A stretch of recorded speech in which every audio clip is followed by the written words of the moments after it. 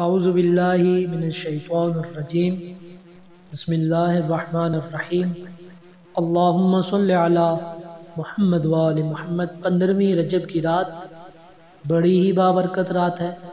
اس میں چند ایک اعمال ہیں۔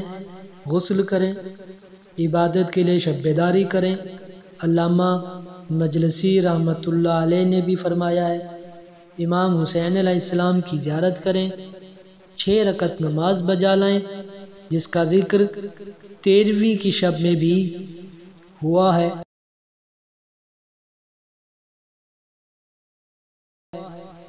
30 رکعت نماز جس کی ہر رکعت میں الحمد کے بعد 10 مرتبہ سورہ توحید پڑھی جائے۔ رسالت مآب صلی اللہ علیہ وآلہ وسلم سے اس نماز کی بڑی فضیلت نقل ہوئی ہے۔ 12 رکعت نماز 2 رکعت کر کے پڑھنی ہے۔ ہر رکعت میں سورہ الحمد، سورہ توحید، سورہ فلق، سورہ ناس، آیت الکرسی اور سورہ قدر میں سے ہر ایک سورہ کو 4 مرتبہ پڑھیں۔ نماز کا سلام دینے کے بعد 4 مرتبہ کہیں اللہ اللہ ربی لا اشرک بہ شیئا ولاتخذ من دونہ ولیا۔ اس کے بعد جو ذکر چاہے پڑھے۔ نماز کا یہ طریقہ سید نے امام جعفر صادق علیہ السلام سے نقل کیا، لیکن شیخ نے مصباح میں داؤد بن سرحان کے ذریعے امام جعفر صادق سے اس نماز کا ایک اور طریقہ بیان کیا کہ 15 رجب کی شب میں 12 رکعت نماز ادا کرے، جس کی ہر رکعت میں سورہ الحمد کے بعد کوئی ایک سورہ پڑھے اور نماز کا سلام دینے کے بعد سورہ الحمد، سورہ فلق، سورہ ناس، سورہ توحید اور آیت الکرسی میں سے ہر ایک 4 مرتبہ پڑھے اور پھر 4 مرتبہ کہے سبحان اللہ والحمد للہ ولا الہ الا اللہ واللہ اکبر۔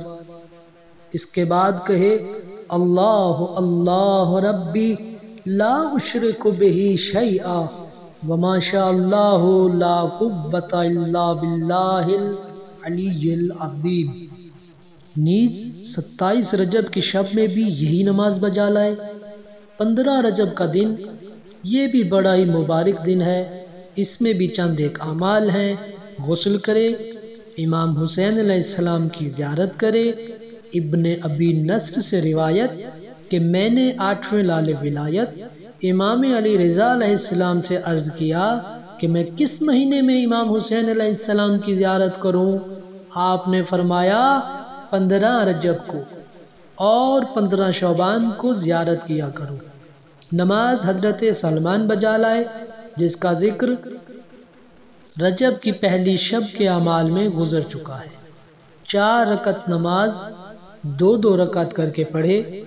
نماز کا سلام دینے کے بعد ہاتھ پھیلا کر یہ دعا پڑھے اللہم یا مذل کل جبار ویا معز المؤمنین انت کافی ہینا تعین المذاہب انت بارئ خلقی رحمتا بی وقد کنت عن خلقی غنیا ولولا رحمتک لکنت من الہالکین انت مؤیدی بالنصر علی اعدائی ولولا نصرک اییا لکنت من المفضوحین یا مرسل الرحمت من معادینها ومنشئ البرکت من مواضعها یا من خز نفسه بالشموخ ورأفت فعل اولیاء